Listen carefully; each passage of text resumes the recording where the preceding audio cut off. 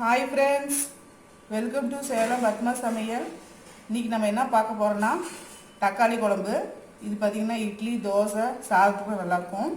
அதுக்கு முன்னாடி நம்ம சேனல் இப்போ தான் பார்க்குறீங்கன்னா மறக்காமல் சப்ஸ்கிரைப் பண்ணிக்கோங்க, பெல் பட்டனையும் அழுத்திக்கோங்க. இப்போ தக்காளி குழம்புக்கு பார்த்திங்கன்னா சில ஐட்டம்லாம் வதக்கி அரைக்கணும். அது பார்த்திங்கன்னா இந்த மாதிரி ஒரு 10 சின்ன வெங்காயம், கொஞ்சமாக இஞ்சி, ஒரு 5-6 பல்லு பூண்டு, 2 பழுத்த தக்காளியை 2 வேணும். இது பார்த்திங்கன்னா அரை மூடி தேங்காய், அரை டீஸ்பூன் கசகசா, அரை டீஸ்பூன் சோம்பு, ஒரு பட்டை, 2 லவங்கம், ஒரு டீஸ்பூன் பொட்டுக்கடலை. இது 2 டீஸ்பூன் மல்லித்தூள், ஒரு டீஸ்பூன் மிளகாத்தூள், 1/4 டீஸ்பூன் மஞ்சள் பொடி, ஒரு பெரிய வெங்காயம், கருவேப்பிலை, 2 பச்சை மிளகாய். இப்போ பாருங்கள், நான் ஒரு சின்ன கடாய் வச்சுருக்கேன். ஃபஸ்ட்டு இது வதக்கிற பொருளை வதக்கிக்கலாம். ஒரு 2 டீஸ்பூன் அளவுக்கு எண்ணெய் ஊற்றிக்கிறேன்.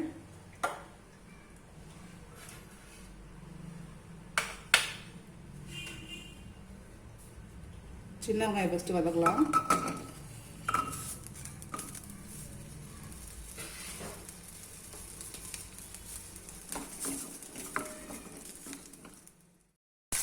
இப்போ பாருங்கள், சின்ன வெங்காயம் நல்லா வதக்கிடுச்சு. இப்போ நான் அந்த ட்ரை பவுடர் போடுறேன்.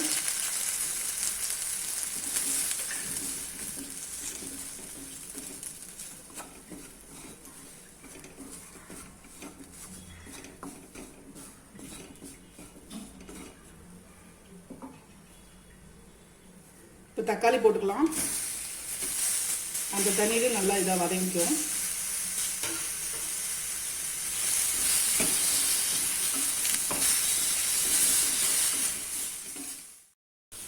இப்போ பாருங்கள், அந்த பட்டை, லவங்கம், பொட்டுக்கடலை, சோம்பு, கசகசா இதெல்லாம் போட்டு தேங்காய்லாம் போட்டு அதையே வதக்கலாம்.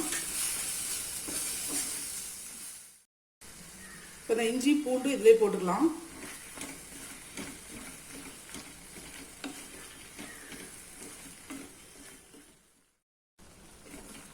தக்காளி பாருங்கள் நல்லா வதங்கிடுச்சு.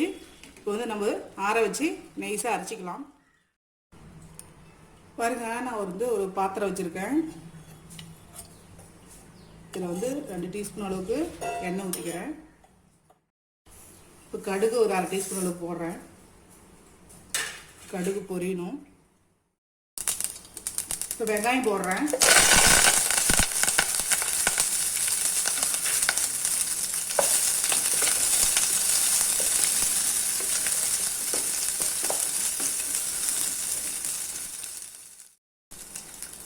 இந்த 2 பச்சை மிளகாய் இதிலே போட்டுறேன். கொஞ்சம் நல்லா வதங்கிட்டு வெங்காயம். இப்போ பாருங்கள், வெங்காயம் நல்லா வதங்கிடுச்சு. நான் அரைச்ச பேஸ்ட்டை ஊற்றுறேன்.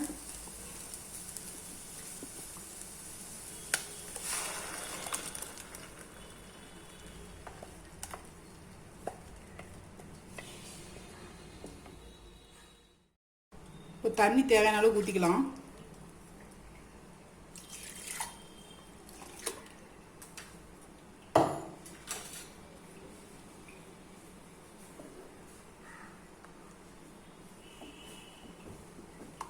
நல்லா மிக்ஸ் பண்ணி விட்டுட்டு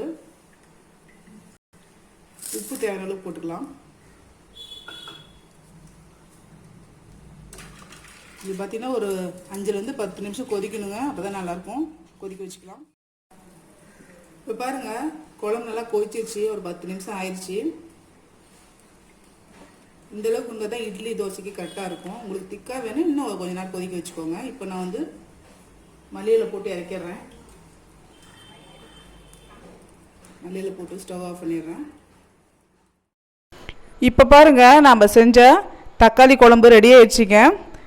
இந்த வீடியோ உங்களுக்கு பிடிச்சிருந்தாக்கா மறக்காமல் லைக் பண்ணுங்கள், ஷேர் பண்ணுங்கள், கமெண்ட் பண்ணுங்கள்.